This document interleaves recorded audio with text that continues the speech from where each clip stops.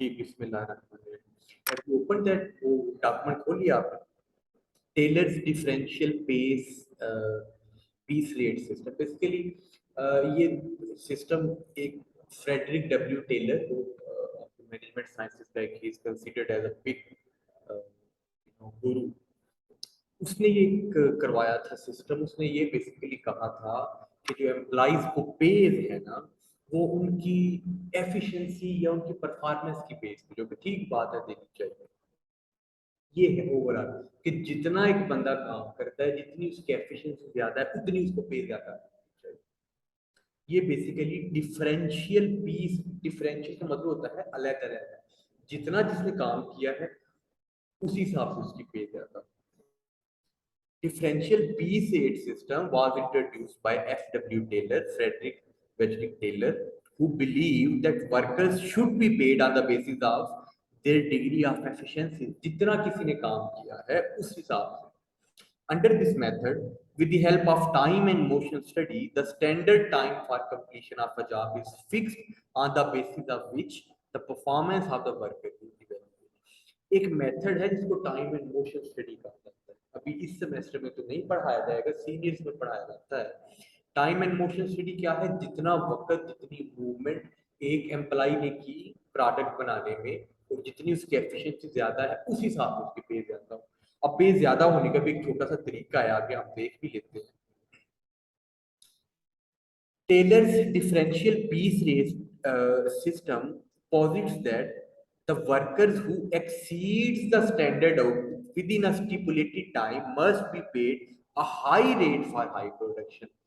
जो time constraint, जो limited time को दिया जाता है, उसमें जिस एम्प्लॉय ने ज्यादा अच्छा काम किया उसकी पे ज्यादा होनी चाहिए। On the other hand, the worker is paid low rate if he fails to reach the level of output within the standard time. और उसी स्टैंडर्ड टाइम में, उसी 12 घंटे में अगर उस वर्कर ने 10 की बजाय 8 प्रोडक्ट्स बनाई, जबकि जो उसको स्टैंडर्ड दिया गया था 10 का, तो जो 10 वाले वर्कर है उनकी पे ज्यादा होनी चाहिए, वेज ज्यादा होनी चाहिए, जिसने 8 बनाई है उसकी कम होनी चाहिए। ठीक है। So thus there are two piece rates, इसलिए तो इसको पीस सिस्टम कहा जाता है। Two piece rates, one who reaches the standard output or exceed. एक तो पे वो जो स्टैंडर्ड को मीट कर रही है उससे भी ज्यादा ऊपर चले। ठीक है। It is paid 120% of the piece rate, यानी 100 की बजाय 20% एक्स्ट्रा उसको दिया जाएगा। while the one who fails to reach the standard level of output is paid 80% of the piece rate. The minimum wage of the worker are not guaranteed, यानी minimum को guarantee, लेकिन कम अज कम 20% कम होगी। जिस एम्प्लॉय ने ज्यादा काम किया उसकी 20% ज्यादा होगी। ठीक है। यदि अल्टीमेटली दूसरे की पे 40% ज्यादा पड़ जाएगी। उसने 120 ले ली, पहले 100 रुपए लेते थे, अब एक ने 120 लिए, दूसरे को 80 रुपए मिले, तो 40 रुपए, और परसेंटेज में 40% उसकी पे ज्यादा हो गई।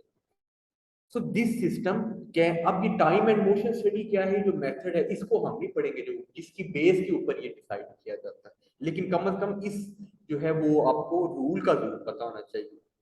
फॉर इंस्टेंस, आगे एक मिसाल इन्होंने दी हुई है। Let's see, this system can be further understood through the example given below. For example, standard output था इस पेंसिल के 200 यूनिट बनाने थे रोजाना। अच्छा, रेट पर यूनिट था 10 पैसा। अच्छा, यानी इसको 10 पैसे मिलेंगे, या 10 रुपए आप समझ लीजिए पेंसिल बनाने के। पहला केस क्या है? आउटपुट स्टैंडर्ड हमें दे दी गई 200 यूनिट, रेट भी दे दिया गया। अब केस वन में आउटपुट, उस एम्प्लॉय ने मेहनत की, एक्स्ट्रा यूनिट्स बनाए, एक 220 बनाए इंस्टेड ऑफ। सो उसकी अर्निंग, जो हमारे पास फार्मूला 220 इनटू 120 डिवाइडेड बाई 200। क्यों? क्योंकि 120% उसको 100 पे 120 देना था ना, डिवाइडेड बाई टोटल, यानी जितने यूनिट्स पैदा किए, अगर 80 पैदा किए होंगे तो 80 डिवाइडेड बाय एक्सपेक्टेड कितने थे? 200। ठीक है जी। इनटू 0.1, ये भी आपने इसको माइंड में रखना है कि हमने एट द इसको मल्टीप्लाई करना होता है।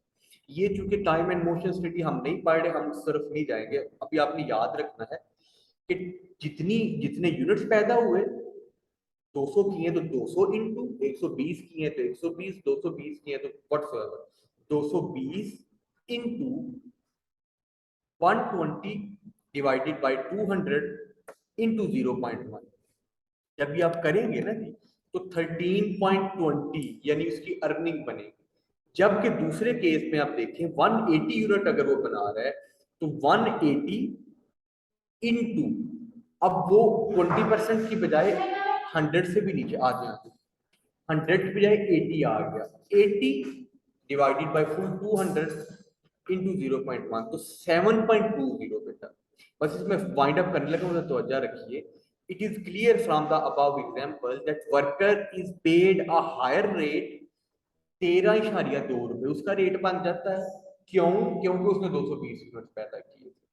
जबकि जो दूसरे का रेट है वो 10 रुपए की बजाय एक का 13.20 बना, दूसरे का 7.20 बन गया। ठीक है, क्यों जी? उसने 20 यूनिट्स कम प्रोड्यूस किए। ठीक है, I should and my lecture here, just a minute.